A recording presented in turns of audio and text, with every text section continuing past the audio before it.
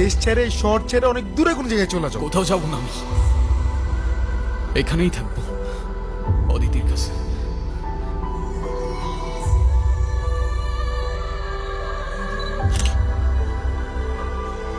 জমিটা কি নিতে পারছো? হ্যাঁ ভাই, জমি তো নিয়ে নিস।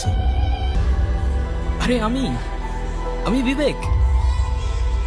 আমি বুঝতে পারছি না কি বলছো তুমি। আমি কি তুমি চিনি?